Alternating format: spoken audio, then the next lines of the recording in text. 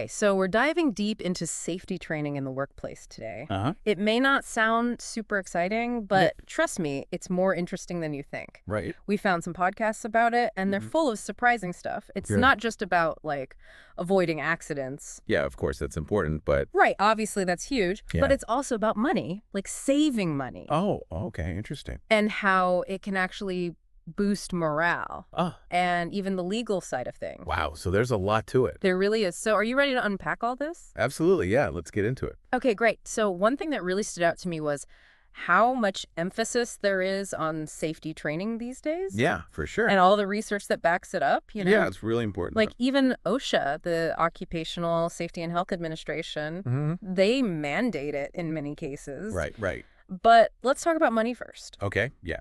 One of the podcasts mentioned this stat, and it just blew my mind. Okay. Companies that invest in safety training Uh-huh. can see up to a 300% return on investment. Wow, 300%. That's right, 300%. How is that even possible? Well, I think that figure really highlights the hidden costs of accidents, Okay. and how proactive safety measures can really transform a company's, bottom line. Yeah, that makes sense. Think about it. Okay. Every accident triggers this whole cascade of expenses, Right. like medical bills, Yeah. workers' compensation, and then there's the potential lawsuits. Oh, yeah, for sure. And that's not even considering lost productivity Right. while someone is recovering or workspace is shut down for investigation. Yeah, absolutely. So much to think about. It's like that old saying, Say. an ounce of prevention is worth a pound of cure. Right, right. But in this case, Yeah. it's worth 3 pounds. Uh-huh, exactly. So you're saying it's more than just avoiding those direct costs. Oh, yeah, for sure. Like what else is there? Well, when employees are well-trained, they're just, less likely to have accidents, Yeah. which leads to those direct cost savings. Okay. But there are indirect costs, too. Interesting. Like what? For instance, like the time spent on retraining Mm-hmm. and then the impact on team morale when someone gets injured. Oh, yeah, right. And even like the potential damage to a company's reputation if they're seen as unsafe. Oh, yeah, that's a good point. So many things. So you're telling me safety training can actually save a company money in ways that, like, I hadn't even considered. Yeah, it's pretty remarkable. That's amazing. But these podcasts also talk about the link between safety training and employee morale. Right. How does that work? Well, I think you have to think about it from an employee's perspective. Okay. Like if you're constantly worried about getting hurt on the job, Mm-hmm. it's going to be hard to be productive, right? Yeah, for sure. But when a company prioritizes safety and gives you the knowledge and tools to, protect yourself, Yeah. it builds a sense of trust and confidence. Oh, that's interesting. Yeah. So it's almost like saying, hey, my company cares about me, so I'm going to care about my work in return. Exactly. I like that. It's that feeling of being valued. Mm-hmm. It just creates a more positive and engaged work environment. Yeah. Plus, when the safety procedures are clear Right. and everyone's on the same page, Uh-huh. it streamlines things and it actually improves efficiency too. Wow. So many benefits. Yeah. So you're saying it can also create a more cohesive team. Absolutely, yeah. Working together towards that common goal of safety. I like that, but let's not forget about the legal side of things. Oh, right, of course. Nobody wants to end up on OSHA's bad side, right? Definitely not. What happens if companies don't comply with those safety training requirements? Well, that's where things can get very expensive very quickly. Oh, no. OSHA has the authority to issue hefty fines for non-compliance. Really? Oh, yeah. Like, how much are we talking? We're talking thousands, even tens of thousands of dollars for serious violations. And if a workplace accident occurs Mm-hmm. and it's determined that the company didn't provide adequate safety training, Yeah. the legal liabilities can be even more severe. Oh, man, that's a scary thought. It is. It's serious stuff. So it sounds like it's not just a box to tick. No, not at all. It's like a crucial part of running a responsible and successful business. I completely agree. It's not just about avoiding those fines and lawsuits either, right? Sure. It's about ethical responsibility, too. Exactly, yeah. Like, companies have a duty to protect their employees. And safety training is fundamental to fulfilling that obligation. I couldn't agree more. Well said. So these podcasts also emphasize that safety training isn't a one-size-fits-all approach. Right? It needs to be tailored to the specific industry and even the specific workplace. Yeah, for sure. Like they gave the example of construction workers versus healthcare workers, who obviously face very different hazards. Of course, totally different environment. Can you elaborate on that a little bit? Sure. So different industries just have very different risk profiles. Okay. A construction worker might need training on scaffolding safety, Makes sense. fell protection, operating heavy machinery. Yeah. A healthcare worker, Uh-huh. on the other hand, needs training on infection control, patient handling techniques, Okay. how to safely administer medication, So you can't just slap on a generic safety PowerPoint and call it a day. Oh, definitely not. People need real practical knowledge. Absolutely. The training has to address the specific risks Mm-hmm. that employees face in their daily tasks. Right. And what's interesting here Yeah, is how much the specific work environment influences the type of training needed. that's true. Like even within the same industry, Huh? two different workplaces might require totally different focuses. Oh, yeah, for sure. That's fascinating. So how do we make safety training engaging? Right. Let's be honest. Nobody wants to sit through a boring lecture. Haha, no, not really. What did these podcasts suggest about making it both interesting and effective? Well, they really highlighted the importance of interactive and hands-on training methods. Oh, okay, like what? Like think simulations, Mm. group activities, Huh? even virtual reality programs. Oh, wow. The more engaging the training, Yeah. the more likely employees are to actually absorb and remember the information. It's like the difference between reading about something and actually experiencing it. It just makes those lessons stick. For sure. So how do you tailor the training to the specific work environment?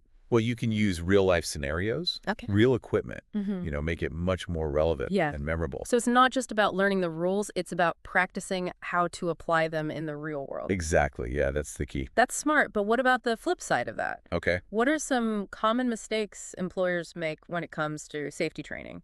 Well, one of the biggest pitfalls is treating safety training as a one-time event. Oh, right. Like just ticking a box and moving on. Yeah, I can see how that would happen. But safety is an ongoing process. Right. Employees need regular refreshers, Okay. especially when new equipment or procedures are introduced. Uh-huh. You can't just set it and forget. I like that. Set it and forget it. Yeah. What else? Another common mistake is neglecting to train contractors or temporary workers. Oh, yeah, that's a good point. They're in the same work environment, Right. facing the same potential hazards. For sure. So they absolutely need to be included in safety training programs. Makes sense. Everyone on site needs to be on the same page when it comes to safety. Absolutely. What else? And finally, a big mistake is not adapting the training to address specific needs. Okay. For example, some employees might require additional language support Right. or visual aids to fully understand the material. Yeah, to make it accessible for everyone. Exactly. Inclusivity is crucial Mm-hmm. in ensuring that everyone can learn and apply the safety procedures. So it's not just about presenting the information, it's about creating this culture of safety Yes. where everyone feels empowered to participate Uh-huh. and look out for one another. I agree. It's about shifting from a mindset of compliance Yeah. to a mindset of shared responsibility Mm-hmm. and continuous improvement. That's a fantastic point. Huh. Now that we've laid the groundwork, Okay. let's dive into some specific examples Yeah, let's do it. of how these safety training concepts play out in different industries. I'm ready. You ready to explore some real-world applications? Absolutely. Let's go. Yeah. Absolutely. It's amazing how these concepts come to life Yeah. when you look at specific industries Right. like the podcasts we reviewed. Yeah. They had some fascinating case studies. Oh, cool. One that stood out was the emphasis on fall protection training in construction. Oh, yeah, that makes sense. Right. I remember reading that falls are one of the leading causes of workplace fatalities in construction. That's right. Right. And it's not just about providing harnesses and lifelines. Right. Effective fall protection training Uh-huh. covers everything from proper equipment inspection and usage Mm-hmm. to hazard identification Okay. and even rescue procedures. Wow. So it's pretty comprehensive. It really is. It's about instilling this comprehensive understanding Okay. of the risks and how to mitigate them. Yeah, I can see how that would be important. Right. They also mentioned something called toolbox talks in one of the podcasts. Oh, yeah, those are great. What are those exactly? So toolbox talks are these short, Yeah. focused safety meetings, Mm-hmm. typically held right there on the job site. Oh, interesting. They're a fantastic way to address specific hazards, Okay. review procedures, Uh-huh. make sure everyone's on the same page Right. before starting work. Gotcha. It's about taking a few minutes Yeah. to reinforce those safety protocols and keep them top of mind. So it's like a Yep. quick, targeted dose of safety awareness built right into the workflow. Uh-huh. I can see how that would be really effective. It is. And the podcast emphasized Yeah. that consistency is key. Okay. Like, these talks shouldn't be a one-time thing. Right. Holding them regularly, Uh-huh. even daily, Mm-hmm. keeps safety at the forefront Yeah, for sure. for everyone. Speaking of industries with unique challenges, Okay. the healthcare sector Right. faces a whole different set of safety concerns. Absolutely. What stood out to you from the podcast regarding healthcare safety training? Honestly, the sheer range of hazards healthcare workers face is striking. Oh, wow. Like what? From infectious diseases Okay. to hazardous chemicals Mm-hmm. and even the risk of workplace violence. Oh, wow. I didn't even think about that. Yeah, their training needs to be incredibly comprehensive Right. to address all these potential dangers. The podcast really emphasized infection control Yeah. is a major area of focus, Absolutely. especially after everything that's happened in recent years. That's become even more crucial. Couldn't agree more. Infection control training covers everything. Like what? Proper hand hygiene, Okay. using personal protective equipment, or PPE, Right, like masks and gloves. exactly, to the safe handling of sharps Mm-hmm. and proper waste disposal. Okay. It's about protecting both the healthcare workers Right. and the patients they're caring for. Of course, and it has to be updated regularly, right? Oh, yeah, To definitely. reflect new pathogens and best practices. Exactly. It's a constantly evolving field. Yeah. So staying up to date is critical. What about the physical demands of healthcare work? Uh-huh. I imagine there are specific safety protocols Yeah, related to patient handling, right. preventing injuries, things like that. Yeah, you're right. Healthcare workers often need to lift and move patients, Mhm. which can put a lot of strain on their bodies. Yeah, for sure. So training on proper lifting techniques Okay. and using assistive devices Mm-hmm. can prevent those musculoskeletal injuries that can build up over time. So it's not just about immediate dangers. It's about long-term well-being, too. Exactly. Yeah, thinking about the whole picture. That's a really important point. It's easy to overlook those cumulative strains that Okay. can lead to chronic problems down the road. Right. And then there's the issue of workplace violence in healthcare settings. Right. That seems to be a growing concern these days. Unfortunately, it is. Healthcare workers are often interacting with people Mm-hmm. who are under a lot of stress Yeah. or experiencing mental health challenges. Okay. So training on de-escalation techniques, Uh-huh.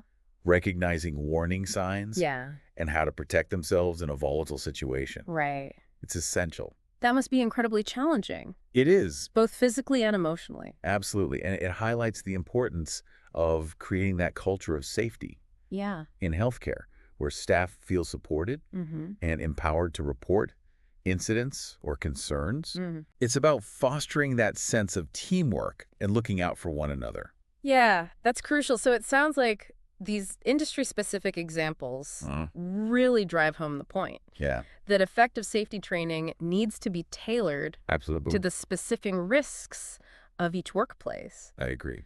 But are there any broader best practices Oh, yeah, for sure. that apply across the board, Hmm. regardless of the industry? Definitely. The podcast emphasized that no matter the industry, Yeah. effective safety training needs to be interactive Okay. and engaging. Right. Nobody wants to sit through a boring lecture Uh-huh. I've been there. or trudge through pages of dry material. Right. It's going to be interesting. Yeah. So what are some creative ways to make safety training actually stick? Well, simulations are a fantastic approach. Okay.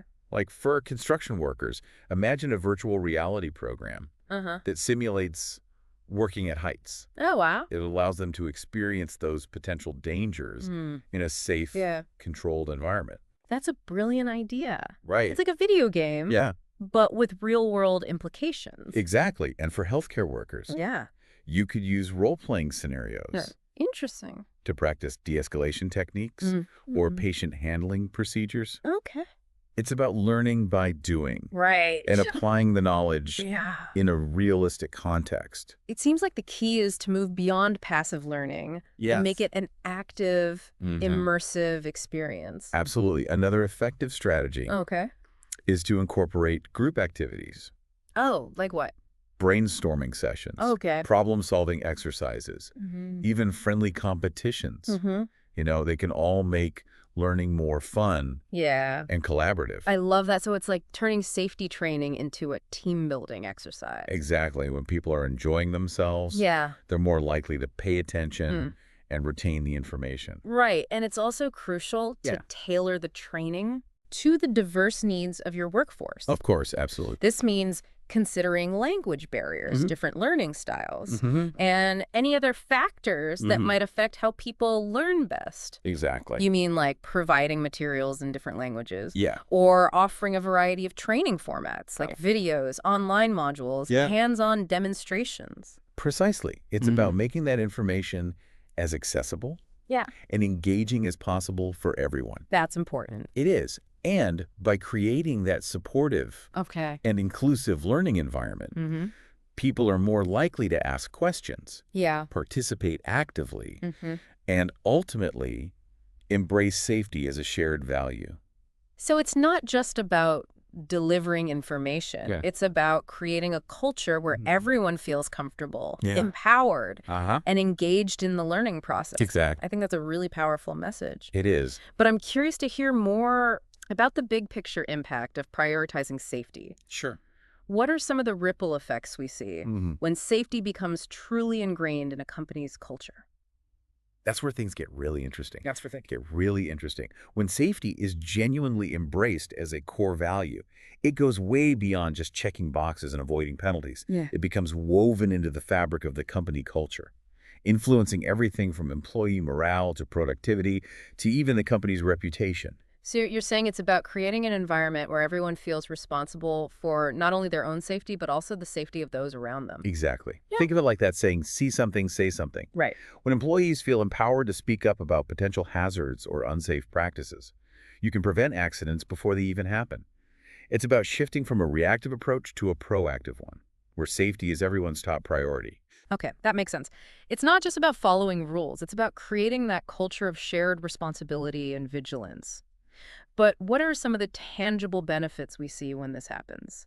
Give us the good stuff. Well, for starters, it can significantly boost employee morale and job satisfaction. When people feel safe and valued, they're naturally more engaged and committed to their work. It's like saying, we care about your well-being, and employees respond by saying, I'm proud to be part of this team. Yeah, I can see how that would lead to a more positive and supportive work environment. People are more likely to feel a sense of belonging and loyalty when they know their company has their back. Absolutely. And that increased morale can lead to a ripple effect of positive outcomes, including improved productivity. When employees are focused, motivated, and feel supported, they're able to do their best work. It's like that old saying, happy workers are productive workers, but you're saying it goes even deeper than that. Definitely. There are also benefits in terms of the company's reputation and customer loyalty. When a company has a strong safety record, it demonstrates a commitment to quality and a genuine concern for its employees. It builds trust and confidence, both internally and externally. So it's not just about mitigating risk. It's about building a brand that people respect and admire. It's about attracting top talent and creating a competitive edge in the marketplace. Precisely. Prioritizing safety isn't just about avoiding negative outcomes. It's about creating positive ones. It's a win-win for everyone involved. That's a great point. So it seems like the takeaway here is that safety is more than just a set of rules or procedures. It's an investment in your people, your culture, and your future. Couldn't have said it better myself. It's about recognizing that safety and success go hand in hand. Now, before we wrap up this deep dive, I want to leave our listeners with something to ponder. All of the material we've been diving into today has focused on the employer's responsibility for safety training. But what about the employee's role? What responsibility do you have to actively engage in safety training? Ask questions, voice concerns, and advocate for a safer workplace. It's something to really think about. That's an excellent point. Safety is a two-way street. It's a collaborative effort that requires participation and commitment from everyone involved. So as you go about your workday, take a moment to reflect on your own role in creating a safe and healthy environment for yourself and your colleagues. Remember, safety is everyone's responsibility.